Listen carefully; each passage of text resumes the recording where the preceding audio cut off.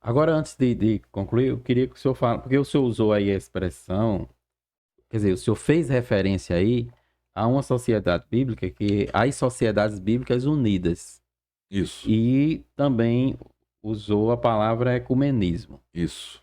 né? O que é então essa sociedade, ou essas sociedades bíblicas É, unidas, e que relação existe é. aí entre essa questão ecumênica?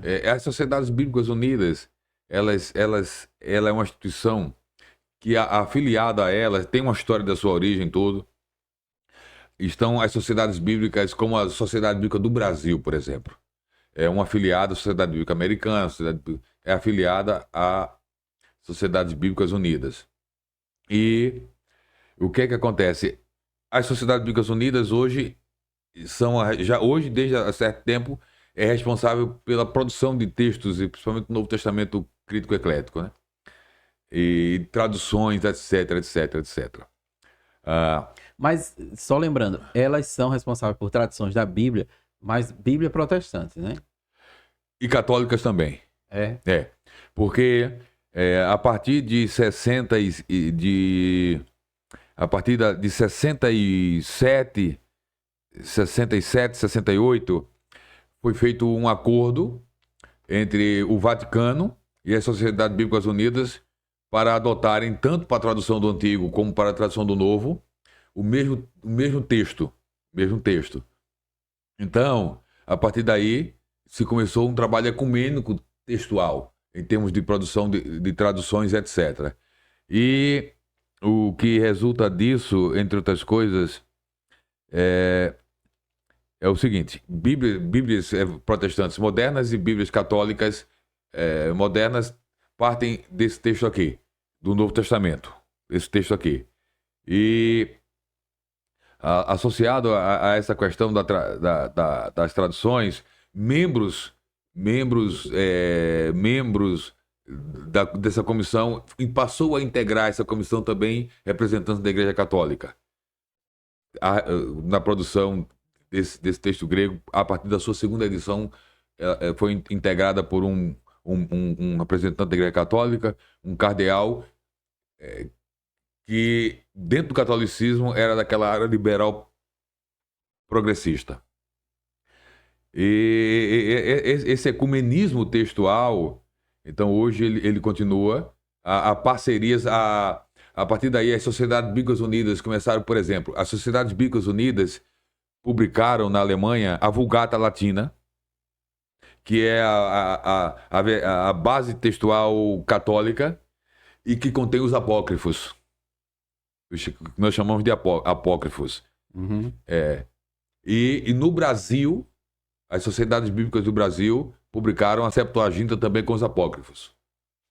Então hoje, as sociedades bíblicas no mundo e a própria Sociedade Bíblica do Brasil, ela produz material para o Vaticano.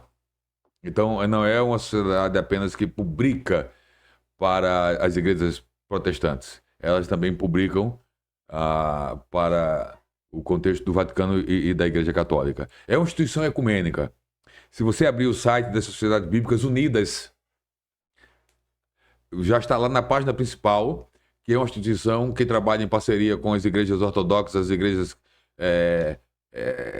igrejas evangélicas, as igrejas, a Igreja Católica, e termina com uma coisa que a gente precisa buscar o significado, e com as igrejas emergentes. Está lá. Acesse o site, pode ser, busque no Google Sociedade Bíblicas Unidas, e você vai ter lá na página de abertura a missão e do que envolve. E no Brasil, está no meu livro, eu dedico um capítulo do livro para falar sobre ecumenismo textual. E de como as Sociedades Bíblicas Unidas e a nossa do Brasil está engajada de maneira ecumênica em função da chamada causa da Bíblia. E eu tenho pensado o seguinte: no Brasil, o ecumenismo já tentou entrar nas igrejas evangélicas através da causa dos pobres, a causa dos pobres, né? A causa dos pobres, a causa da solidariedade, a causa do amor, e parece que entrou pela causa da Bíblia.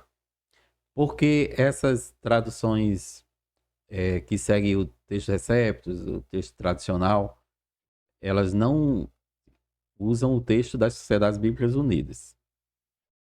É isso? A Almeida Revista Corrigida, ela usa,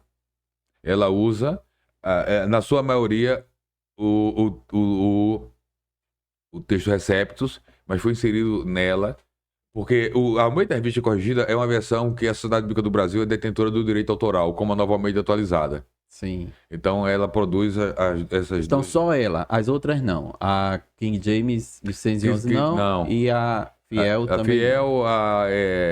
A Fiel é Sociedade Bíblica Trinitariana. Isso. Né? A King James, eu acho que a Thomas, não sei se não é a BV Books. Hoje aqui publica no Brasil. King James 1611. Precisa desse detalhe porque tem uma King James atualizada. Que é até um contrassenso, né?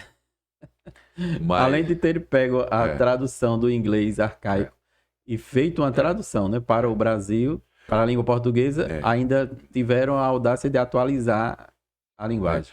Todas as nossas versões, as antigas, têm as suas dificuldades, mas são em número muito menor em relação às novas. Aqui e ali, numa passagem bíblica, você vê nas novas uma tradução melhor. Mas quando você compara as versões modernas com as versões tradicionais, a partir de uma análise mais aprofundada, que vem lá dos manuscritos, a construção desse texto grego, você vai ver que o problema mais volumoso e mais sério, em termos textuais, se encontra nas novas versões. Muito bem. Então fica a dica aí para o pessoal que está entrando nessa área do estudo bíblico, no estudo bíblico como um todo, né?